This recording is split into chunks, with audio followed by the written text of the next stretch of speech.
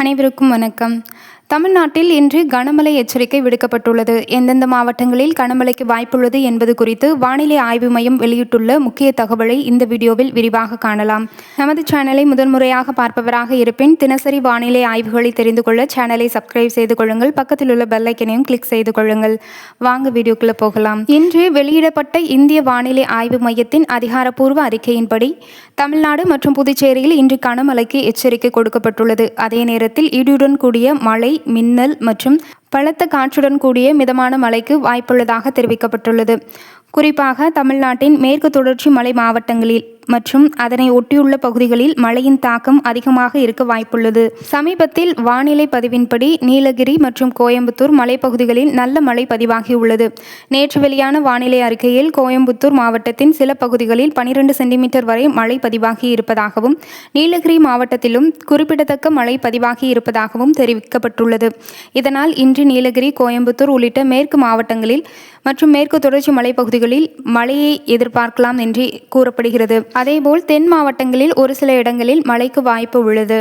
குறிப்பாக மலைப்பகுதிகளை ஒட்டிய மாவட்டங்களில் கனமழைக்கான வாய்ப்பு இருப்பதால் பொதுமக்கள் வானிலை மாற்றங்களை கவனமாக கண்காணிப்பது நல்லது. வானிலை ஆய்வு மையம் வெளியிட்டுள்ள அறிக்கையில் சுமார் 5.8 கிலோமீட்டர் முதல் 7.6 கிலோமீட்டர் உயரம் வரை தென்மேற்கு வங்கக்கடல் பகுதிகள் முதல் லட்சத்தீவு பகுதிகள் வரை தென் தமிழகம் மற்றும் கேரளா வழியாக ஒரு பலவீனமான காற்றழுத்த தாழ்வு பாதை நிலவுகிறது. வட தமிழக கடலோர பகுதிகளில் கீழ்மட்ட வளிமண்டலத்தில் ஒரு பலவீனமான காற்றழுத்த தாழ்வு பாதை நிலவுகிறது. இதன் காரணமாக இன்று 8ஆம் தேதி கோயம்புத்தூர், தேனி மாவட்டங்களில் மலைப்பகுதிகள் மற்றும் நீலகிரி மாவட்டங்களில் ஓரிரு இடங்களில் இடி, மின்னல் மற்றும் பலத்த காற்றுடன் மணிக்கு 40 முதல் 50 கிலோமீட்டர் வேகத்தில் கனமழை பெய்யக்கூடும். இதர மேற்கு தொடர்ச்சி மலை மாவட்டங்கள் சென்னை, திருவள்ளூர், காஞ்சிபுரம், செங்கல்பட்டு, ராணிப்பேட்டை, வேலூர், திருப்பத்தூர், திருவண்ணாமலை, சேலம் மற்றும் நாமக்கல் மாவட்டங்களில் ஓரிரு இடங்களில் இடி, மின்னல் மற்றும் பலத்த காற்றுடன் மணிக்கு 40 முதல் 50 கிலோமீட்டர் வேகத்தில் மிதமான மழை பெய்யக்கூடும். ஏனைய தமிழகத்தில் ஓரிரு இடங்களிலும், புதுவை மற்றும் காரைக்கால் பகுதிகளிலும் இடி, மின்னல் மற்றும்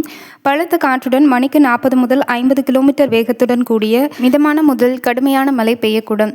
நாளைய நிலவரப்படி தமிழ்நாடு மற்றும் புதுச்சேரியில் இடியுடன் கூடிய மழை மற்றும் மின்னல் ஏற்படுவதற்கான வாய்ப்பு அதிகமாக இருப்பதாக சென்னை வானிலை ஆய்வு மையம் தெரிவித்துள்ளது.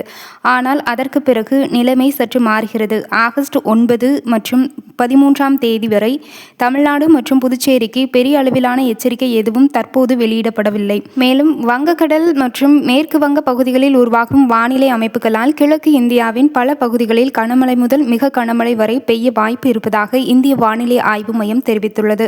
இதன் தாக்கம் தென்னிந்தியாவின் வானிலையில் மாற்றங்கள் ஏற்படக்கூடும். மேலும் இன்று தமிழ்நாட்டில் மேற்கு தொடர்ச்சி மலைப்பகுதிகளில் நீலகிரி, கோயம்புத்தூர் மற்றும் மலைப்பகுதிகளை ஒட்டிய மாவட்டங்களில் வசிக்கும் மக்கள் கூடுதல் கவனத்துடன் இருக்க வேண்டும். மழை நேரத்தில் தேவையில்லாமல் மலைப்பாதைகளில் பயணம் செய்வதை தவிர்ப்பது நல்லது. இடியுடன் கூடிய மழை பெய்யும் போது திறந்த வெளிகளில் நிற்பதை தவிர்க்க வேண்டும்.